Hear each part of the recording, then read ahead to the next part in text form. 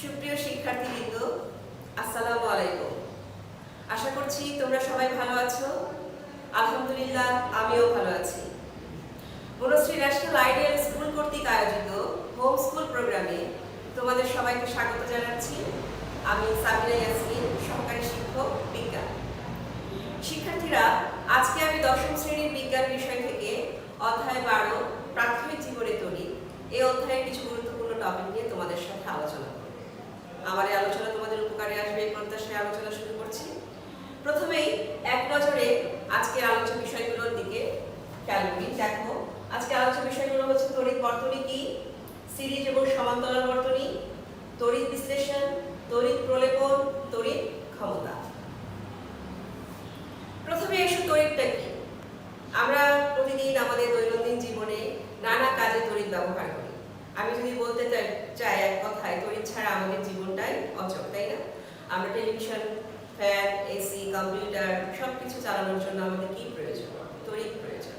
তাহলে তড়িৎ আমরা কি বলতে পারি? তড়িৎ এক ধরনের শক্তি। আচ্ছা, এরপরে আসো তড়িৎ বর্তনী কি। তড়িৎ বর্তনী হচ্ছে তড়িৎ চলাচলের সম্পূর্ণ পথকে আমরা তড়িৎ বর্তনী বলি। তড়িৎ চলাচলের সম্পূর্ণ পথকে আমরা তড়িৎ বর্তনী বলছি। এই যে আমাদের বাসা বাড়িতে আমাদের লাইট চলছে, ফ্যান ঘুরছে, এসি চলছে, ফ্রিজ চলছে, ওভেন চলছে, এই যে সবকিছু চলছে, এই যে একটা সিস্টেমের মধ্য দিয়ে, এটাই হচ্ছে একটা বর্তনীর সংযোগের ফলে। সম্পূর্ণ বাসাতে কিন্তু একটা ওয়্যারিং আছে, বর্তনী আছে। এই বর্তনীর সাহায্যে কিন্তু এগুলো চালনা করা হয়। এটাই হচ্ছে বর্তনী। আচ্ছা দেখো, এই বর্তনীতে যে সংযোগগুলো আমরা দেই, যে আমাদের বাতি জ্বলছে, ফ্যান চলছে, ইলেকট্রনিক যন্ত্রপাতি, সার্কিটটা আমরা এই যে যন্ত্রপাতিগুলো সাজাই বর্তনীর মধ্যে, এটাকে সাজানোর জন্য সব যন্ত্রপাতিকে আলাদা আলাদা এক একটা আমরা কি বলে এটাকে একটা সিম্বল দিয়ে প্রকাশ করি। কিরকম? একটা বর্তনী যখন আমরা আঁকি, তখন এই বর্তনীতে যন্ত্রাংশগুলোকে আমরা প্রকাশ করি কতগুলো প্রতীকের সাহায্যে। দেখো কিরকম, আমরা যখন একটা বর্তনী, ধরো আমি একটা বর্তনী আছি এখানে, বর্তনীকে প্রথমে আমাদেরকে একটা ব্যাটারি বা উৎসের সাথে সংযোগ করতে হবে। ধরো এখানে একটা ব্যাটারি, পজিটিভ, নেগেটিভ। এটা দিয়ে যদি আমি এখানে একটা রোধ সংযুক্ত করি, রোধকে আমরা এইভাবে প্রকাশ করি, এটাকে আমরা বলছি রোধ। যদি এখানে আর একটা অ্যামিটার থাকে, অ্যামিটার হচ্ছে তড়িৎ প্রবাহ মাত্রা নির্ণয়ের যন্ত্র, এটাকে আমরা এইভাবে প্রকাশ করছি। তারপরে ধরো এখানে একটা লাইট আছে, যে কোনো ক্যাপাসিটর আছে, যে কোনো কিছু আমি এখানে দিতে পারি, সেটা দিলাম। এখানে একটা ব্যাটারি আছে, ব্যাটারিকে আমরা এইভাবে প্রকাশ করি। এটা হচ্ছে চাবি, চাবিকে আমরা এইভাবে লিখতে পারি। তারপরে ধরো এইভাবে আটকে বর্তনী ক্লোজ করে দিলাম। যদি একটা ভোল্ট মিটার দেই, ভোল্ট মিটারকে ব্যাটারি বর্তনীতে আমরা সমান্তরালে সংযোগ করতে হবে, তখন আমরা এটা ভোল্ট মিটার কি, বিভব পার্থক্য নির্ণয়ের যন্ত্রকে আমরা বলছি ভোল্ট মিটার। এই যে এক একটা, এগুলো হচ্ছে অ্যামিটার, এটা হচ্ছে ভোল্ট মিটার। গ্যালভানোমিটার যদি আমি আঁকতে চাই, তাহলে গ্যালভানোমিটার হচ্ছে এইভাবেও লেখা যায় বা এইভাবেও আঁকা যায়। এটা হচ্ছে তড়িৎ বিক্ষেপ মাপার যন্ত্র। তো এই যে যন্ত্রগুলোকে আমরা, এগুলো সিম্বলিক, মানে এগুলোর প্রতীক আমরা ইউজ করছি। এইগুলো প্রতীক আমরা আমাদের জানতে হবে যে কোনটার কি ধরনের প্রতীক, তাহলে কিন্তু আমি বর্তনীতে এগুলোকে সংযোগ করতে পারবো না। যদি রোধ বর্তনীতে সংযোগ করতে হয়, তখন রোধের প্রতীক এভাবে। আবার পরিবর্তনশীল একটা রোধ আছে, যে রোধটা চেঞ্জ হয়, সেটাকে আমরা এইভাবে ব্যবহার করি। ব্যাটারিকে আমরা এইভাবে সিম্বল দিই। এগুলো সবগুলোর প্রতীক তোমাদেরকে কিন্তু জানতে হবে যে কোনটাকে আমরা কিভাবে প্রকাশ করছি। তাহলে বর্তনী শেখার পাশাপাশি বর্তনীতে যে যন্ত্রাংশগুলো বা যন্ত্রগুলো সাজানো থাকে পরপর, সেগুলোর প্রতীকগুলো আমাদেরকে ভালো করে জানতে হবে যে কোনটাকে আমরা কি প্রতীকের সাহায্যে প্রকাশ করছি। আশা করি তোমরা বুঝতে পেরেছো। এরপর দেখো, আমার যে জিনিসটা আছে এখানে, সেটা হচ্ছে সিরিজ বর্তনী। এই যে বর্তনীর সংযোগ আমি তোমাদের দেখালাম, এখানে কিন্তু দুই ধরনের সংযোগ আছে। বর্তনীর সংযোগটা দুই ধরনের হয়, একটা হচ্ছে সিরিজ আর একটা হচ্ছে প্যারালাল। সিরিজ মানে হচ্ছে শ্রেণী সংযোগ, আর একটা হচ্ছে প্যারালাল মানে সমান্তরাল সংযোগ। এই দুইটা সংযোগ কাকে বলে এবং সেগুলো সংযোগটা দেখতে কেমন, কিভাবে সংযুক্ত করা হয়, সেটাও তোমাদেরকে খুব ভালো করে বুঝতে হবে। দেখো সিরিজ সংযোগটা কি, যদি প্রথমে আমি বলি সিরিজ সংযোগটা কি। সিরিজ মানে হচ্ছে শ্রেণী, সিরিজ বা শ্রেণী সংযোগ, বাস এটা বর্তনীও তুমি বলতে পারো। এটা কি রকম, এটা হচ্ছে বর্তনীতে আমি যে সব যন্ত্রাংশগুলো ব্যবহার করছি সেগুলোকে যখন একটার পর একটা পর্যায়ক্রমে একটা দ্বিতীয় প্রান্তের সাথে দ্বিতীয়টির প্রথম প্রান্ত এবং দ্বিতীয়টির দ্বিতীয় প্রান্তের সাথে তৃতীয়টির প্রথম প্রান্ত, অর্থাৎ একটা চেইনের মতো যখন একটা সংযোগ হবে সেটাকে কিন্তু আমরা বলছি সিরিজ বা শ্রেণী সংযোগ। কিরকম দেখো, একটা ব্যাটারি পজিটিভ প্রান্তটা কিন্তু একটু লম্বা হয়, নেগেটিভটা ছোট, পজিটিভ নেগেটিভ। এই যে একটা ব্যাটারির সংযোগ, ব্যাটারি তারের দুই প্রান্ত দুইটার সাথে সংযুক্ত। এরপর আসো এখানে যদি আমি একটা অ্যামিটার দিই, একটা অ্যামিটার লাগালাম, অ্যামিটারের একটা প্রান্ত এক প্রান্তের সাথে, অ্যামিটারের অপর প্রান্ত দেখা গেল রোধের আরেকটা প্রান্তের সাথে আমি যুক্ত করলাম। এটা একটা রোধ, এই রোধের আরেকটা প্রান্তের সাথে, এই রোধের অপর প্রান্তটা আবার এসে বর্তনীর এটার সাথে যুক্ত হয়ে যায়। এই যে সংযোগটা, বা এখানে যদি আরো কতগুলো রোধ থাকতো, ধরো এটা R1, রোধকে আমরা R দ্বারা প্রকাশ করি, এটা হচ্ছে R2, এটা হচ্ছে R3, তাহলে এই যে সংযোগটা এটাই হচ্ছে কি শ্রেণী সংযোগ। অর্থাৎ এখানে প্রত্যেকটা দেখো এটার দ্বিতীয় প্রান্তের সাথে এই রোধের প্রথম প্রান্ত যুক্ত, ঠিক একইভাবে এই রোধের দ্বিতীয় প্রান্তের সাথে এই রোধের প্রথম প্রান্ত যুক্ত, এই রোধের দ্বিতীয় প্রান্তের সাথে এই রোধের প্রথম প্রান্ত যুক্ত, এই রোধের শেষ প্রান্তের সাথে যদি চাবি দেই তাহলে এই চাবির এক প্রান্ত যুক্ত, এই চাবির অপর প্রান্ত আবার ব্যাটারির নেগেটিভ প্রান্তের সাথে যুক্ত হয়ে সম্পূর্ণ বর্তনীটা সম্পূর্ণ হয়ে গেল। এই যে সিস্টেমটা, এটাকে আমরা বলছি শ্রেণী সংযোগ। আশা করি বুঝতে পেরেছো। এরপর দেখো সমান্তরালটা কিরকম হবে। সমান্তরাল সংযোগ বা সিরিজ, এটা হচ্ছে প্যারালাল। সমান্তরাল সংযোগে আমি লিখি সমান্তরাল সংযোগটা কেমন।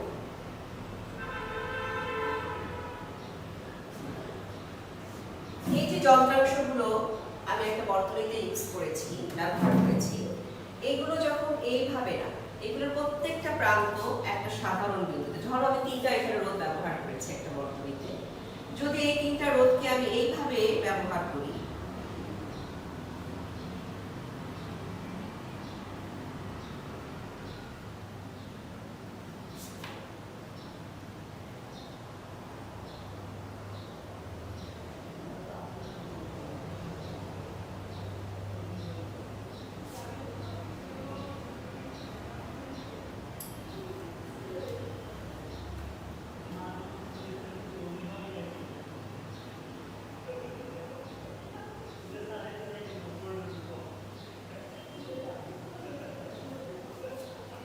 এইভাবে যদি সংযুক্ত করি তাহলে এটা কিন্তু একটা সমান্তরাল সংযোগ। কিরকম, এই যে সবগুলো যন্ত্রাংশের এক প্রান্ত একটি সাধারণ বিন্দুতে, অপর প্রান্ত মানে দ্বিতীয় প্রান্তগুলো আর একটা সাধারণ বিন্দুতে যুক্ত, তারপর কিন্তু অপর প্রান্তটা ব্যাটারির পজিটিভ এবং ব্যাটারির নেগেটিভ প্রান্তের সাথে যুক্ত হয়েছে। এই যে এই ধরনের সংযোগটা, এটাকে আমরা বলছি সমান্তরাল সংযোগ। আশা করি তোমরা বুঝতে পেরেছো। এরপর দেখো আমি যে জিনিসটা আলোচনা করব সেটা হচ্ছে তড়িৎ বিশ্লেষণ। তড়িৎ বিশ্লেষণটা কি? দেখো তড়িৎ বিশ্লেষণ কি, এখানে কোনো দ্রবণের মধ্যে তড়িৎ প্রবাহিত করে এর অণুগুলোকে ধনাত্মক বা ঋণাত্মক অংশে বিভক্ত করার পদ্ধতিকে আমরা তড়িৎ বিশ্লেষণ বলছি। অর্থাৎ এই যে এখানে দেখতে পাচ্ছ একটা ছবি আছে, এটা কিন্তু একটা তড়িৎ বিশ্লেষণ প্রক্রিয়ার ছবি। অর্থাৎ যে প্রক্রিয়ায় কোনো দ্রবণের মধ্যে তড়িৎ প্রবাহিত করার ফলে অণুগুলোকে আমরা ধনাত্মক এবং ঋণাত্মক অংশে আলাদা করে ফেলছি, সেটাই হচ্ছে তড়িৎ বিশ্লেষণ প্রক্রিয়া। তড়িৎ বিশ্লেষণ প্রক্রিয়ায় অবশ্যই তড়িৎ বিশ্লেষ্য পদার্থের প্রয়োজন, না হলে কিন্তু তড়িৎ বিশ্লেষণ হবে না। এখন বলতে পারো তড়িৎ বিশ্লেষ্য পদার্থটা কি? তড়িৎ বিশ্লেষ্য পদার্থটা হচ্ছে যেই পদার্থের জলীয় দ্রবণ তড়িৎ বিশ্লেষণ করে, তড়িৎকে বিশ্লেষণ করে, যেমন তার মধ্যে তড়িৎ প্রবাহিত হয়, সেটাকে আমরা বলছি তড়িৎ বিশ্লেষ্য পদার্থ। এখানে যে পদার্থটা ইউজ করা হয়েছে কপার সালফেট, এটা এক ধরনের তড়িৎ বিশ্লেষ্য পদার্থ। আচ্ছা, এরপর দেখো তড়িৎ প্রলেপন। তড়িৎ প্রলেপন হচ্ছে তড়িৎ বিশ্লেষণ প্রক্রিয়ায় কোনো ধাতুর উপর সুবিধা মতো অন্য কোনো ধাতুর প্রলেপ দেওয়াকেই তড়িৎ প্রলেপন বলে। অর্থাৎ যখন আমরা কোনো একটা ধাতু আছে, এই ধাতুটাকে আমরা অন্য কোনো ধাতুতে রূপান্তরিত করবো, তখন শুধু ওই ধাতুটার প্রলেপ ওইটার উপর লাগিয়ে দিলেই কিন্তু ওইটা ওই ধাতুর ধর্মটা প্রকাশ করবে। এইটা করার জন্য যে সিস্টেমটা, যেটার মধ্য দিয়ে আমি ওটার অন্য কোনো ধাতুর প্রলেপ দিব, সেই সিস্টেমটাকে আমরা বলছি তড়িৎ প্রলেপন। তোমাদের বইয়ে কপার সালফেটের তড়িৎ বিশ্লেষণ প্রক্রিয়ার একটা ব্যাখ্যা দেওয়া আছে, এটা তোমার প্রায়শই তোমরা বুঝতে পারো না, আমি তোমাদের চেষ্টা করছি একটু বুঝিয়ে দেওয়ার জন্য যে কপার সালফেটের জলীয় দ্রবণটা তড়িৎ বিশ্লেষণ প্রক্রিয়া কি হয় সেটা আমি তোমাদের আলোচনা করছি। দেখো এখানে একটা বিকার আছে, কাচের বিকার। এই কাচের বিকারের মধ্যে পানি নিয়ে তার মধ্যে কিছু কপার সালফেট, অর্থাৎ তুতে তোমরা দেখবে একটু নীল নীল কালারের দানা দানা মতো একটা জিনিস, এটাই হচ্ছে কপার সালফেট। এই কপার সালফেটটা যখন এই পানির সাথে মিশ্রিত করা হবে, তখন এই কপার সালফেটের কপার এবং সালফেটটা আলাদা হয়ে যাবে। আলাদা হয়ে কি হবে? আলাদা হয়ে কপার এবং সালফেট আয়নে পরিণত হবে। অর্থাৎ এই যে কপারটা এরকম হয়ে যাবে এবং সালফেটটা এরকম আয়নে পরিণত হবে, বিশ্লিষ্ট হয়ে কপার এবং সালফেট আয়নে পরিণত হবে। এবার এই কপার সালফেটের জলীয় দ্রবণ, জলীয় কেন বলছি কারণ এখানে কিন্তু এটাকে পানি দ্বারা দ্রবীভূত করা হয়েছে। জলীয় দ্রবণটার মধ্যে দুইটা তামার পাত, এটাকে আমরা বলছি, তামার পাতগুলোকে আমরা ইলেকট্রোড হিসেবে ব্যবহার করছি। অর্থাৎ এটা হচ্ছে একটাকে আমরা বলবো অ্যানোড আর একটাকে আমরা বলবো ক্যাথোড। এই দুটো তামার পাতকে যখন আমরা অ্যানোড এবং ক্যাথোড হিসেবে ব্যবহার করব এবং এই দুইটা তামার পাতকে তারের মাধ্যমে বর্তনী সংযোগ করব, তখন কি হবে? দেখো এখানে অ্যানোডটা কিন্তু ব্যাটারির পজিটিভ প্রান্তের সাথে সংযুক্ত। অ্যানোডটা ব্যাটারির পজিটিভ প্রান্তের সাথে সংযুক্ত হওয়ার কারণে সে কিন্তু পজিটিভ ধর্মী হয়ে গেছে। ঠিক একইভাবে কপারটা কিন্তু ব্যাটারির নেগেটিভ প্রান্তের সাথে যুক্ত, এজন্য সে কিন্তু নেগেটিভ চার্জ যুক্ত হয়ে আছে। আচ্ছা, এখন এই যে অবস্থা, এই অবস্থায় অ্যানোডটা, আচ্ছা তাহলে অ্যানোডটা আমরা কি বলতে পারছি? অ্যানোডটা কিন্তু পজিটিভ আর ক্যাথোডটা কিন্তু নেগেটিভ, তাই না? আমরা আবার অন্যভাবে অ্যানোড এবং ক্যাথোডের সংজ্ঞা বলতে পারি। তোমাদের যদি সংজ্ঞা আসে অনেক সময় তোমরা দেখো যে ব্যাটারির পজিটিভ প্রান্তের সাথে যে তড়িৎ দ্বার যুক্ত হয় সেটাকে আমরা বলছি অ্যানোড, আর ব্যাটারির নেগেটিভ প্রান্তের সাথে যে তড়িৎ দ্বার সংযুক্ত হয় সেটাকে আমরা বলছি ক্যাথোড। তোমরা আবার আরেকভাবে বলতে পারো, সেটা হচ্ছে যেই তড়িৎ দ্বারে বিজারণ প্রক্রিয়া সংঘটিত হয়, বিজারণ বিক্রিয়া, সেটাকে আমরা বলছি ক্যাথোড। আর যেই তড়িৎ দ্বারে জারণ বিক্রিয়া সংঘটিত হয় সেটাকে আমরা বলতে পারি অ্যানোড। এখানে ক্যাথোডে বিজারণ বিক্রিয়া হয় কেন? এখন আবার প্রশ্ন আসতে পারে বিজারণ বিক্রিয়াটা আর জারণ বিক্রিয়াটা। বিজারণ বিক্রিয়া হচ্ছে যেই বিক্রিয়ায় ইলেকট্রন গ্রহণ হয় সেটাকে আমরা বলছি বিজারণ বিক্রিয়া। আর জারণ বিক্রিয়া হচ্ছে যেই বিক্রিয়ায় ইলেকট্রন ত্যাগ হয় সেটাকে আমরা বলছি জারণ বিক্রিয়া। আশা করি তোমরা বুঝতে পেরেছো। এরপর দেখো তাহলে প্রসেসটা কি হচ্ছে, আমরা আবার একটু খেয়াল করি যে কপার সালফেটের জলীয় দ্রবণ নিলাম, জলীয় দ্রবণের মধ্যে কপার এবং সালফেট আয়নগুলো আলাদা হয়ে গেল। এরপর দুটি তড়িৎদ্বার, কপার তামার দুটি তড়িৎদ্বার নিলাম, একটাকে অ্যানোড বলছি, একটাকে ক্যাথোড বলছি। এটাকে একটি বর্তনীর সাহায্যে, চাবি এবং ব্যাটারির সাহায্যে বর্তনী সংযোগ করলাম। এখন এর মধ্যে যখন তড়িৎ প্রবাহিত হবে, তড়িৎ প্রবাহিত হলে এই দ্রবণটাও কি হবে? তড়িৎ দ্বারা বিশ্লেষিত হবে, তড়িৎ প্রবাহ করবে। এখন এটার মধ্যে তড়িৎ প্রবাহিত হলে এই যে ক্যাথোডটা যে আছে, ক্যাথোডটা তো নেগেটিভ চার্জ যুক্ত, এটা কি করবে, এই পজিটিভ চার্জ যুক্ত কপারকে আকৃষ্ট করবে, নিজের দিকে টেনে নেবে। আর এই অ্যানোডটা কি করবে, নেগেটিভ চার্জ যুক্ত সালফেটটা এই অ্যানোডের দিকে গিয়ে জমা হতে থাকে। আচ্ছা, এখন কি হবে, এই যে ক্যাথোডে এই কপারগুলো কি করবে, ইলেকট্রন গ্রহণ করে কপার ধাতুতে পরিণত হবে, নিস্তরিত হয়ে যাবে। ঠিক একইভাবে সালফেটটা কি করবে, এই অ্যানোডে এসে ইলেকট্রন ত্যাগ করবে, ত্যাগ করে সেও নিস্তরিত হবে। এখন এখানে সালফেটটা কি করবে, আবার এখানে তো এটা কপারের মানে তামার পাত, সে কি করবে, এখানকার অ্যানোড থেকে কপার গ্রহণ করে আবার কপার সালফেটের একটা যৌগ গঠন করবে, যেটা কিনা আবার এই কপার সালফেট দ্রবণের মধ্যে এসে জমা হবে। এইভাবে এই দ্রবণের ঘনত্ব সবসময় অপরিবর্তিত থাকবে। এখন তোমরা অনেক সময় মনে করতে পারো যে এই দ্রবণে মনে হয় অ্যানোড থেকে কপারগুলো এসে এই ক্যাথোডের গায়ে জমা হচ্ছে। আসলে কিন্তু বিষয়টা তা নয়। এখানে যদি কপারের পাত তামার পাত ব্যবহার না করে আমরা যদি অন্য কোনো নিষ্ক্রিয় ধাতুর পাত ব্যবহার করতাম, তাহলে কি হতো, এই যে সালফেটটা পরে কিন্তু অ্যানোড থেকে কপারটা নিয়ে কপার সালফেট তৈরি করতে পারতো না। সে তখন কি করতো, এখানে সালফিউরিক অ্যাসিড এবং অক্সিজেন গ্যাস তখন উৎপন্ন হতো। তাহলে আশা করি শিক্ষার্থীরা তোমার তড়িৎ বিশ্লেষণ প্রক্রিয়াটি বুঝতে পেরেছো। এরপরে দেখো তড়িৎ ক্ষমতা। তড়িৎ ক্ষমতা কি?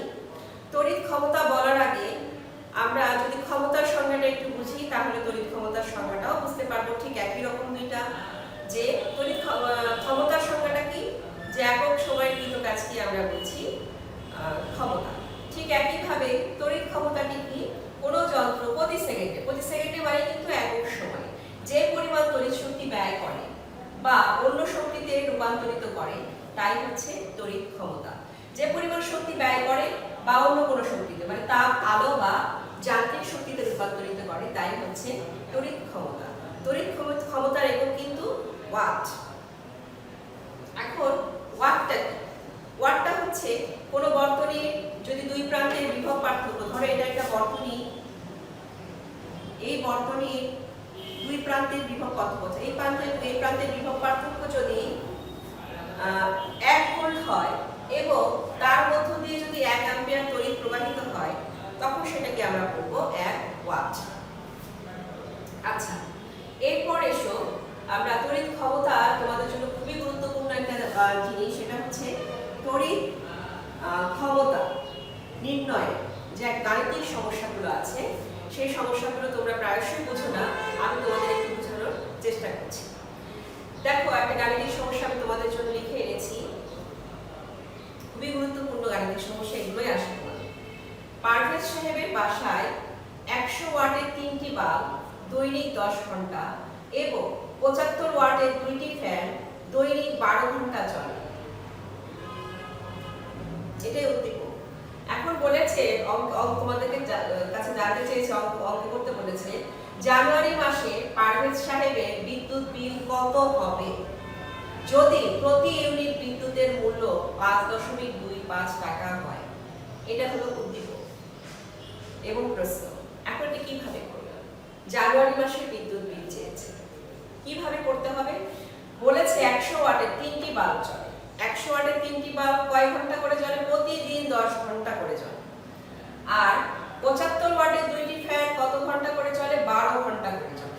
এখন এই দুটো জিনিসকে আমরা ব্যবহার করব কিভাবে? দেখো, 100 ওয়াটের 3টি বাল্বের সম্মিলিত ক্ষমতা, এই যে 100 ওয়াটের 3টি বাল্ব, এটা 3টা বাল্বের মোট সম্মিলিত ক্ষমতা কত হচ্ছে? 100 গুণন 3 অর্থাৎ 300 ওয়াট। ঠিক একইভাবে 2টি ফ্যানের 75 ওয়াটের 2টি ফ্যানের সম্মিলিত ক্ষমতা কত? 75 গুণন 2 বা 150 ওয়াট। এখন এখানে আরেকটা জিনিস খুবই লক্ষণীয়, এখানে বলেছে কিন্তু জানুয়ারি মাস। যদি বলতো ফেব্রুয়ারি মাস তাহলেও একটু লক্ষণীয় বিষয়। মার্চ মাস, তাহলে কি মাসের একটা ব্যাপার আছে, মাসটা তোমরা খেয়াল করবে কোন মাসের কথা জিজ্ঞেস করছি। সেই মাস যদি 31 দিনে হয় তাহলে 31 দিয়ে গুণ করতে হবে, সেই মাস যদি 30 দিনে হয় তাহলে 30 দিয়ে গুণ করতে হবে, সেই মাস যদি 29 দিনে হয় 29 দিয়ে বা 28 হলে 28 দিয়ে। তাহলে এটা খেয়াল করবে, এটা যেহেতু জানুয়ারি মাস তার মানে এটা 31 দিন, এখানে কিন্তু আমার 30 দিয়ে গুণ করলে কিন্তু অঙ্ক ভুল হয়ে যাবে। আচ্ছা, তাহলে আমরা এটা লিখে নিব যে যেহেতু জানুয়ারি মাস, তারপরে জানুয়ারি মাস সমান সমান কত দিন? 31 দিন। এখন দেখো ব্যয়িত শক্তিটা কত। প্রথমে আমার শক্তিটা বের করতে হবে, কারণ ক্ষমতা নির্ণয়ের ক্ষেত্রে শক্তিটা আমার বের করতে হবে। শক্তিটা বের করার সূত্রটা কি? ক্ষমতা গুণন সময় ডিভাইডেড বাই 1000। এটা তোমাদের মুখস্থ করে ফেলতে হবে। ব্যয়িত শক্তি নির্ণয়ের সূত্র হচ্ছে ক্ষমতা গুণন সময় ডিভাইডেড বাই 1000। এটার এককটা হচ্ছে কিলোওয়াট ঘন্টা। কিলোওয়াট ঘন্টা কি? আন্তর্জাতিকভাবে বিদ্যুৎ সরবরাহের এককটাকে আমরা কিলোওয়াট ঘন্টায় প্রকাশ করি। এটাকে আমরা বোর্ড অফ ট্রেডও বলে থাকি বা সংক্ষেপে ইউনিট বলি, যেটার মাধ্যমে আমরা প্রতি মাসে বিদ্যুৎ বিল পরিশোধ করি সেই। আচ্ছা দেখো, এখন এই যে ক্ষমতাটা, এখানে আমরা দুইটা ক্ষমতা পেয়েছি, তাই না? তার মানে দুইটাকে আমাদের যোগ করতে হবে। প্রথম ক্ষমতা হচ্ছে 100 ওয়াটের 3টি বাল্বের ক্ষমতা, তার মানে 300 ওয়াট। এই 300 ওয়াট লিখলাম। কয় ঘন্টা করে চলে দৈনিক? 10 ঘন্টা। তার মানে 10 দিয়ে গুণ করলাম। কয় দিন চলে? 31 দিন। 31 দিয়ে গুণ করলাম, প্লাস আরেকটা যেহেতু আছে দুটো ফ্যান, এই জন্য দুইটা ফ্যানের ক্ষমতা কত? 150। গুণন কয় ঘন্টা করে চলে? 12 ঘন্টা করে চলে। 12 গুণন কত দিন চলে? 31 দিন চলে। ভাগ কত? 1000 কিলোওয়াট ঘন্টা। এখন দেখো হিসাব করলে আসে এখানে 93000, আর এখানে হিসাব করলে আসে 55800। এই দুইটা আবার যোগ করলে এবং 1000 দিয়ে ভাগ করলে আসে 148.8 ইউনিট। তার মানে মোট ইউনিটটা আমরা পেলাম যে মোট কতটুকু ইউনিট আমাদের ব্যয় হলো এই মাসে, সেটা আমরা পেয়ে গিয়েছি। এত ইউনিট আমাদের খরচ হয়েছে বিদ্যুতের জানুয়ারি মাসে, মানে পারমিট হিসেবে জানুয়ারি মাসে মোট এত ইউনিট বিদ্যুৎ খরচ হয়েছে। এখন উদ্দীপকে বলে দিয়েছে তোমার যে 1 ইউনিটের দাম হচ্ছে 5.25 পয়সা। তাহলে প্রতি ইউনিট বিদ্যুতের মূল্য 5.25 টাকা। অতএব তাহলে এত ইউনিটের দাম কত আসবে? ঐকিকভাবে গুণ করবে। তাহলে কত হবে? 148.8 গুণন 5.25 টাকা। গুণ করলে আসবে 781.2 টাকা। অতএব পারভেজ সাহেবের জানুয়ারি মাসের বিদ্যুৎ বিল হবে 781.2 টাকা। আশা করি তোমরা বুঝতে পেরেছো। এই ধরনেরই অঙ্কই তোমাদের আসবে এবং তোমাদের এই ধরনের অঙ্কই করতে হবে। তাহলে তোমাদের আশা করি আয়ত্তে আসবে। তোমরা আয়ত্তে আনার জন্য তোমরা বেশি বেশি প্র্যাকটিস করবে এবং এই ধরনের বিদ্যুৎ বিল সংক্রান্ত অঙ্ক তোমাদের বাসায় 5টি বাড়ির কাজ থাকবে।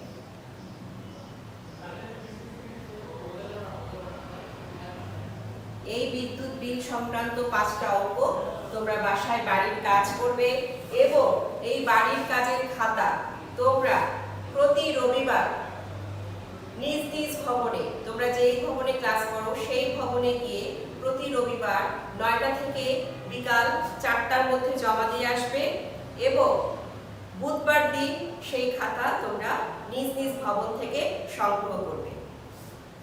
শিক্ষার্থীরা, আজকে এই পর্যন্তই। আমার এই আলোচনা তোমাদের উপকারে আসবে আশা করছি। পরবর্তীতে যে কোনো একটা টপিক নিয়ে যে কোনো দিন তোমাদের সামনে আবার উপস্থিত হব। সেই পর্যন্ত সুস্থ থেকো, ভালো থেকো। আল্লাহ হাফেজ।